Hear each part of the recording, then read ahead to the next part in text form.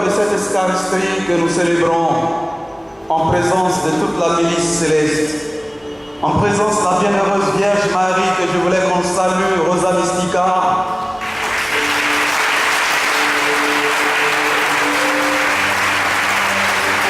réceptacle de la miséricorde divine. Frères bien-aimés, sœurs bien-aimées dans le Seigneur, nous sommes venus à cette Eucharistie qui désigne simplement sacrement de la miséricorde, voire sacrement de la condescendance, est ce lieu par excellence où nous pouvons expérimenter la puissance de cet amour de Dieu qui sort, n'est-ce pas, du cœur ouvert et transversé de Jésus. Comment apprécier,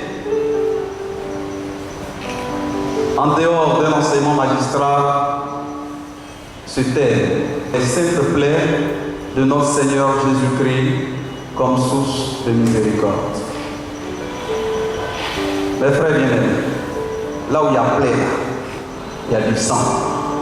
Et quand il est question de parler du sang, on ne s'amuse pas.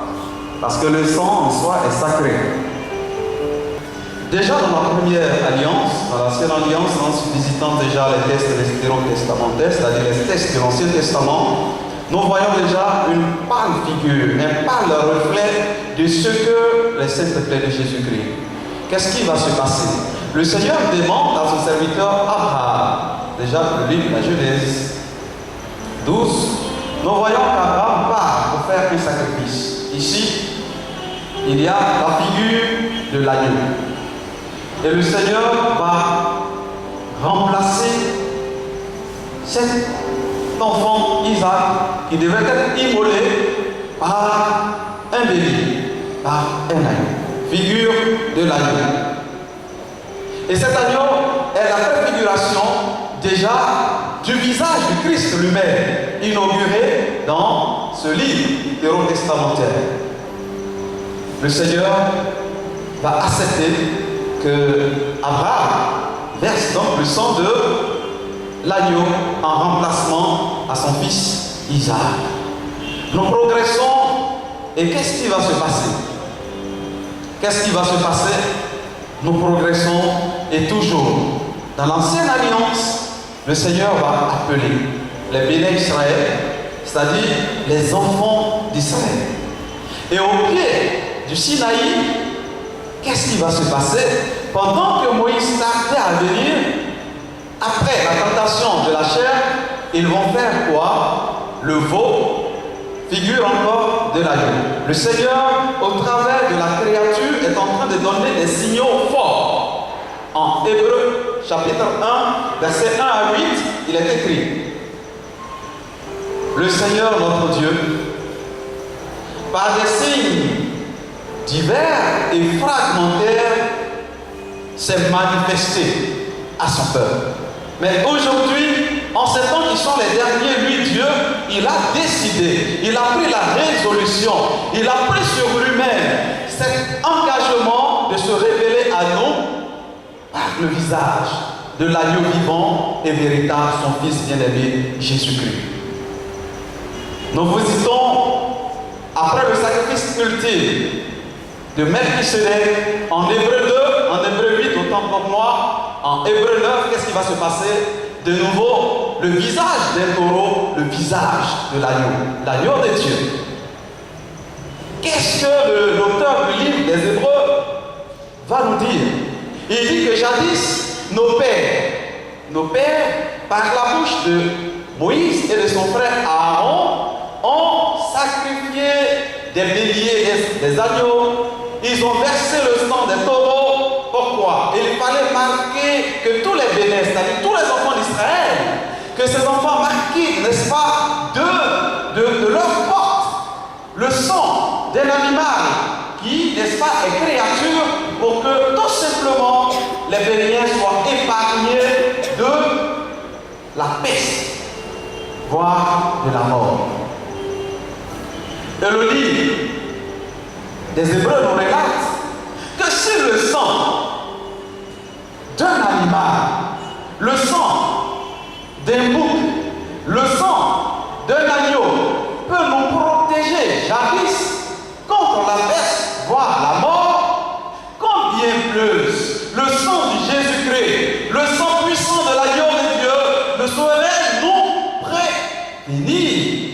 toute mort physique et éternelle.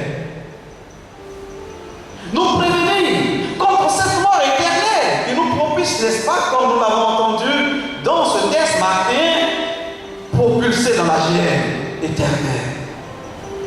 Mes frères bien-aimés, le texte également, avant de revenir à notre texte, nous révèle clairement aujourd'hui que ce n'est point les plaies de Jésus qui nous condamnent, puisque ces plaies sont déjà source de miséricorde. Mais c'est nous-mêmes qui, de manière libre et volontaire, choisissons, n'est-ce pas, d'aller soit à gauche, soit à droite. Le Seigneur ne fait que constater notre décision. Il constate. Ceux qui sont à ma droite, allez dans la maison préparée pour vous. Vous à ma gauche, allez dans le feu préparé pour le diable et pour ses anges. Le Seigneur ne condamne personne. Et c'est cette miséricorde que nous sommes venus célébrer aujourd'hui dans la vénération des saintes plaies de Jésus-Christ. Mais qu'est-ce que les saintes plaies de Jésus-Christ? Frères bien-aimés, le Seigneur dit en Jean 3, verset 1 à 8, qu'il a tant aimé le monde qu'il a donné son Fils Jésus-Christ. Jésus-Christ ne s'est pas refusé cette grave mission. Il dit, me voici mon Père. Seigneur, je viens pour faire ta volonté. Et il vient, en faisant cette grave affirmation, le Seigneur prend sur lui l'engagement, n'est-ce pas, de porter, comme dans le livre de Pierre, sur lui toutes nos meurtrissures. Et par ces meurtrissures, nous recevons ici, n'est-ce pas, la guérison. Frères bien-aimés dans le Seigneur, par sa pauvreté, nous sommes enrichis. Et le Seigneur vient aujourd'hui, comme l'agneau de l'État, s'offrant d'une manière ultime et définitive pour l'expiation de nos péchés, mais aussi et surtout pour abroger, pour mettre terme dans une rupture continuation, ce qui a été déjà inauguré dans l'Ancien Testament. Frères bien-aimés, le Seigneur vient, il sort. Et le matin de sa Pâque, il va s'offrir comme agneau sans tache et innocent. L'innocent sera saisi et le coupable de Barnabas, que vous et moi représentions aujourd'hui, seront mis en liberté. Oh, qu'est-ce que les saintes plaies de Jésus-Christ nous apportent? La délivrance, la restauration et la guérison. Il sort, il va laisser comme en Isaïe 53, il dit que j'ai présenté ma joue et sans aucune défense. J'ai donné mon dos, ils l'ont labouré, Isaïe 56, mais moi, je suis plus que vainqueur. Le Seigneur se donne. Les saintes plaies, déjà en Isaïe 60, inauguré, l'agneau est flagellé, le Fils de l'homme est maltraité, il est affligé, il tombe, il n'a aucune défense. Et aujourd'hui, tous les justes de notre nation, de notre cité, sont presque sans défense et les coupables sont mis en liberté. Mais les saintes plaies de Jésus-Christ viennent comme pour nous justifier, frères bien-aimés dans le Seigneur. Il nous justifie aujourd'hui et demain. Autrement dit, ces saintes plaies restent inefficaces. N'ayons pas peur. Juste et injuste, méchants comme bons, tous les saintes plaies de Jésus-Christ nous rejoignent aujourd'hui. Comme source, une grave source de restauration et de guérison. Frères bien-aimés, il continue encore son chemin. Et ce matin, il sera attaché par Pilate, notre grand frère, dans la méchanceté, notre aîné. Il va se laver les mains. Je ne suis pas responsable du sang de cet homme. Quant aux femmes jérusalemites, qu'est-ce qu'elles vont dire? Que son sang tombe sur nous et sur nos descendants. Seigneur, accorde-moi encore ta miséricorde et nous serons sauvés. Frères bien-aimés dans le Seigneur, Le Seigneur vient aujourd'hui, son dos est labouré sur le chemin de la croix, que nous actualisons tous les vendredis. Et chaque jour dans notre vie est devenue comme un chemin de croix. Pendant que Véronique est sur son visage, ensanglanté, le malfaiteur de l'autre côté s'apprête avec sa lance à lui filer un peu de vinaigre. Le Seigneur va succomber sur le coup de ses blessures en Gethsémani. Lieu de silence, lieu de désarroi, lieu de détresse. Et vous et moi qui sommes venus aujourd'hui pour expérimenter la puissance des saintes plaies de Jésus-Christ comme source de miséricorde, nous sommes appelés, prêtres, consacrés, même déconsacrés, mariés et démariés. Nous sommes venus aujourd'hui, laïcs engagés et désengagés, nous sommes venus aujourd'hui pour nous abreuver à la source des saintes plaies de Jésus-Christ comme source de miséricorde. Peut-être que ton péché t'accable et tu ne peux plus avancer. Mais la miséricorde du Seigneur te réjouit aujourd'hui même. Porte à franchir. Il reçoit le collecteur d'impôts. Il lui présente déjà en filigrane la puissance de ces saintes plaies qui vont le happer, qui vont le tirer, qui vont le corter. Et par la puissance déjà des mains de Jésus, de ces saintes plaies, personne, Matthieu, ne peut que se laisser aller. Il suit le Seigneur. Viens et suis-moi. Il regarde pas à sa fortune, mais à son intelligence, à son infortune. Puisque sa fortune l'a maintenu là, dans l'indigence morale et spirituelle. Mais au Seigneur Jésus, par la puissance de sa miséricorde, le rachète. Il continue son chemin. Jésus, toujours vivant et victorieux par la puissance de ses saintes plaies, il va rencontrer un autre après lui, mon ami Zachée. Paix et joie. Mes frères bien-aimés, ce que nous célébrons ici, à l'autel, ce n'est rien d'autre que le sacrifice qui inaugure, qui actualise et qui révèle puissamment les saintes plaies de Jésus. Mais beaucoup sommes-nous qui sommes là aujourd'hui, qui ne savions pas, ou ne savons pas ce que c'est que les saintes plaies de Jésus-Christ. Les saintes plaies de Jésus-Christ déjà sont vénérées avant même la création du monde. Avant même la création du monde. Parce que notre rédemption et notre rachat ne vient pas comme, ne tombe pas là-dessus comme un chevet sous la soupe, non. Mais le Seigneur a prévu depuis toujours et de toute éternité de racheter cette humanité aujourd'hui soumise à la caducité du péché. Il a décidé de toute éternité de racheter ce peuple. Par quoi? Par l'autorité, par la puissance de ces saintes plaies, par la puissance de l'Eucharistie.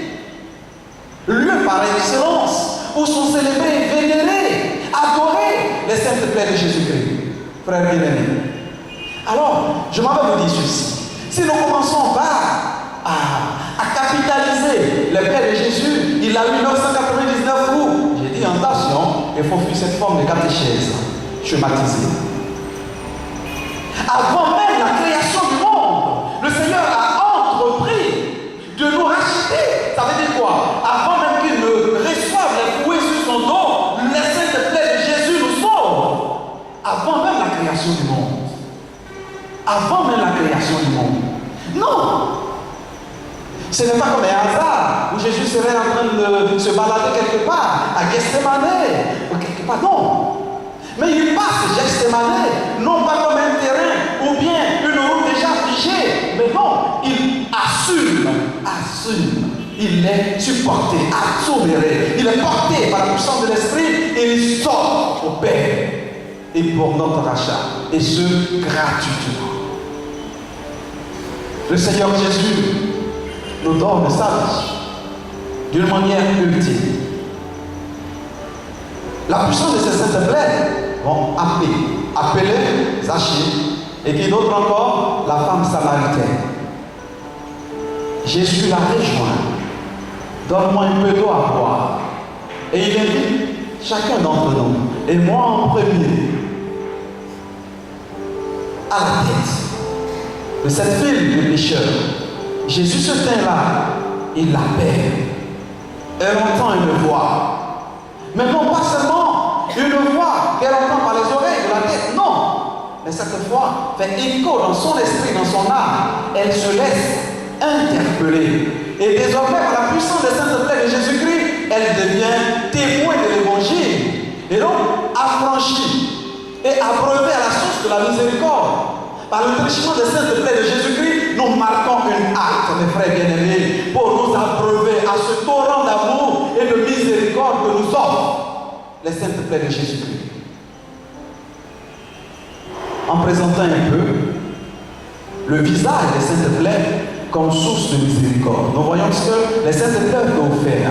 Donc si un prêtre ne croit plus aux saintes plaines de Jésus, si un fidèle ne croit plus, et que cette source est une source inaltérable de salut pour lui, nous sommes perdus. Nous sommes perdus. Et le Seigneur, il continue son chemin après avoir appelé à lui tant d'hommes et de femmes. Il se laisse lui aussi comme interpellé. Et au cœur de ce geste émané, où le Seigneur va subir sa passion en donnant son dos, en donnant son visage, en offrant sa joue. Et nous aussi, quelquefois, dans le milieu professionnel, nous sommes comme ce Jésus, cet innocent accablé et désabusé et sans défense. Mais nous crions, où est partie la justice? Où est partie la justice de Dieu? Jésus continue-t-il de sommeiller dans notre barque? Et l'autorité de ces saintes plaines? Notre Dieu serait-il en fuite? Non, il est là, il ne s'en mêle pas, il est présent d'une manière discrète mais efficace et il se dort à nous par l'autorité et par les vertus de ces saintes plaines qui sont inaugurées et célébrées chaque jour dans cette Eucharistie, source de miséricorde, sacrement de la condescendance divine, sacrement de l'amour de Dieu. D'une manière encore sublime et ultime, le Seigneur part jusqu'à où?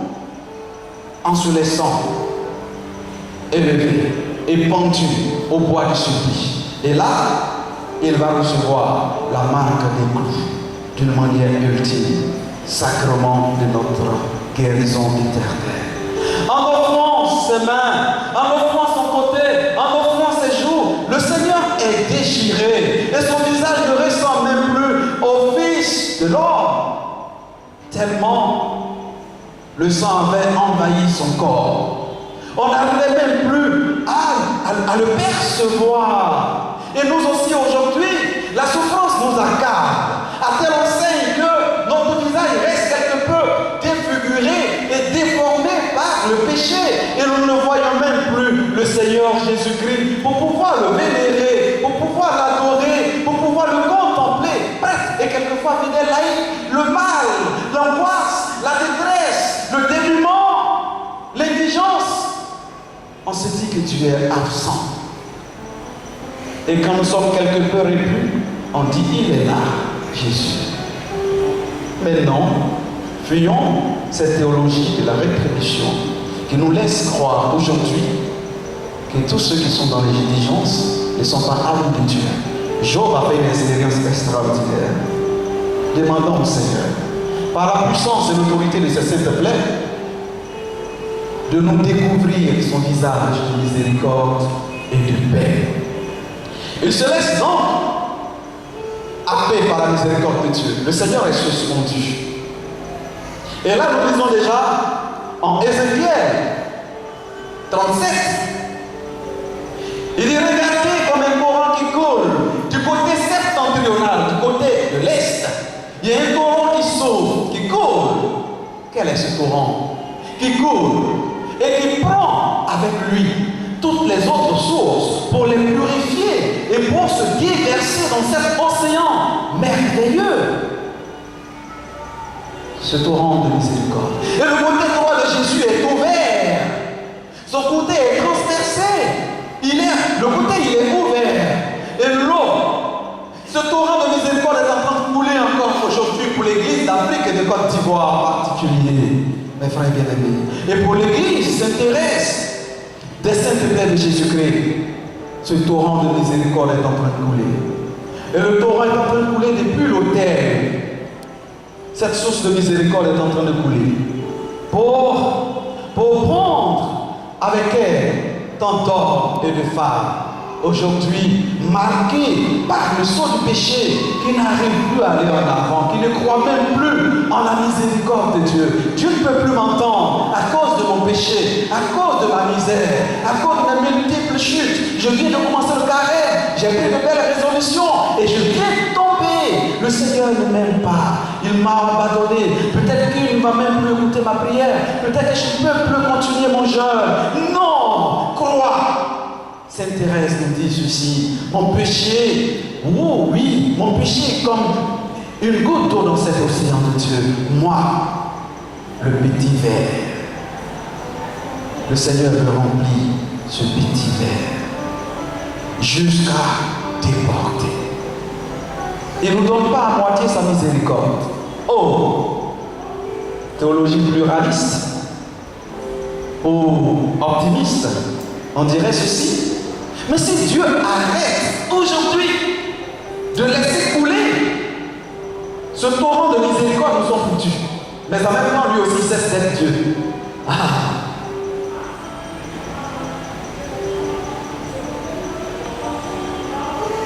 Vous suivez ce que je vous explique? Si Dieu arrête aujourd'hui le torrent de laisser couler le torrent de miséricorde, nous sommes foutus. Notre vie tombe en ruine. Si nous ne croyons plus à la miséricorde de Dieu, nous sommes foutus. Allons-nous abuser donc de cette miséricorde? Et l'autre question. Frère bien-aimé, en se laissant hisser au sommet de la croix, le Christ se laisse ici. Par celui définitif et décisif, par cette affirmation de cette double filiation, d'où la doulia, dans sa nature humaine, voire charnelle et divine, sur le bois de la croix, pendant que son côté est ouvert, le Christ crie toujours Abba, ça dit Père, sous la motion de l'Esprit Saint, sacrement de notre réconfort. Il offre encore son côté, ses saintes plaies. Des saintes plaies de Jésus-Christ comme source de miséricorde, mais aussi comme source des sacrements. Sans les saintes plaies de Jésus, nous ne pouvons pas obtenir les sacrements. Puisque, en laissant son côté ouvert, en ouvrant sa main pour laisser la lance transpercer son côté, de ce côté d'où jailliront l'eau et le sang, jaillissent à la fois les sacrements. Et l'ultime sacrement des sacrements, l'Église elle-même sort. Elle sort du côté ouvert de Jésus. Elle sort de ce côté ouvert de Jésus. Elle sort des saintes plaies de Jésus-Christ. Et l'Eucharistie qui fait l'Église. Et l'Église qui fait les sacrements de l'Église elle-même sort des saintes plaies de Jésus-Christ. Frères bien-aimés, en vénérant aujourd'hui les saintes plaies de Jésus-Christ, réjouissons-nous dans cette Eucharistie, sacrement de la miséricorde, sacrement de la condescendance divine, sacrement de la rencontre de Dieu avec l'homme, sacrement des sacrements. Demandons à Jésus-Christ chaque jour sa faveur.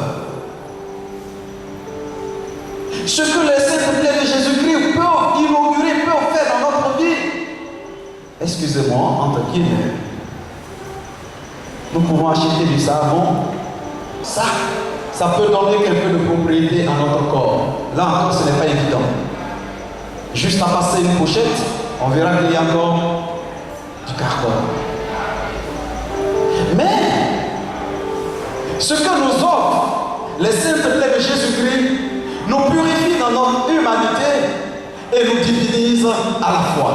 Donc les saintes plaies de Jésus-Christ comme source de purification, de guérison et à la fois sacrement qui nous divinise. Sacrement qui nous rend semblables à Jésus. Sacrement qui nous propulse dans le cœur du Père.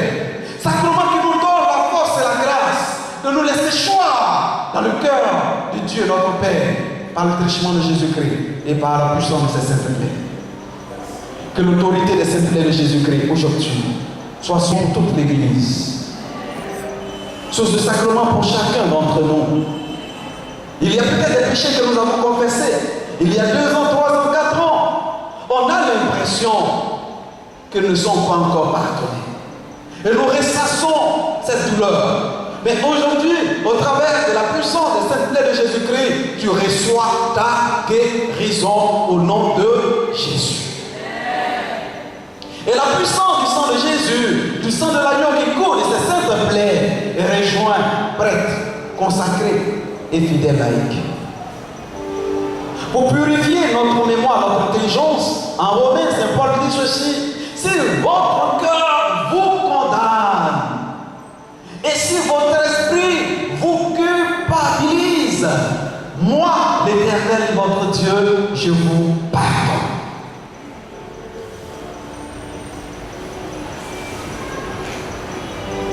Beaucoup se sont suicidés le matin même où ils ont cessé de croire en la puissance et en l'autorité des saintes plaies de Jésus comme source de sacrement, source des sacrements et source de miséricorde pour toute l'Église.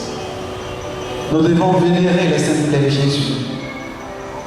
Seigneur Jésus-Christ, que par l'autorité de tes saintes plaies, tous ceux qui sont blessés dans leur cœur, ceux qui sont affligés, ceux qui connaissent aujourd'hui la déception, reçoivent cette guérison intérieure. Seigneur Jésus-Christ, que tous ceux et toutes celles qui sont victimes d'une quelconque injustice, d'un manque de considération dans leur ménage, dans leur foyer, dans leur travail, qu'ils reçoivent aujourd'hui la guérison de toute frustration. Et que la puissance et l'autorité que révèle la miséricorde que déploie aujourd'hui tes saintes plaies rejoignent tous les fils de l'Église et tous les fidèles. Que l'autorité et la miséricorde de Dieu qui découle des saintes plaies de Jésus-Christ inondent chacune de nos vies. Et comme le grand frère David, que nous soyons purifiés. Et que si nous étions noirs, nos péchés étaient noirs comme de la cramoisie, qu'elles deviennent pures comme de la laine. Et si elles étaient rouges comme du vermillon, qu'elles retrouvent sa splendeur originelle. Que les saintes plaies de Jésus-Christ, que nous allons continuer de vénérer, de célébrer dans cette Eucharistie, vos accords, grâce sur grâce, bénédiction sur bénédiction, fécondité sur fécondité, prospérité sur prospérité, libération sur libération, régénération sur régénération, libération sur libération,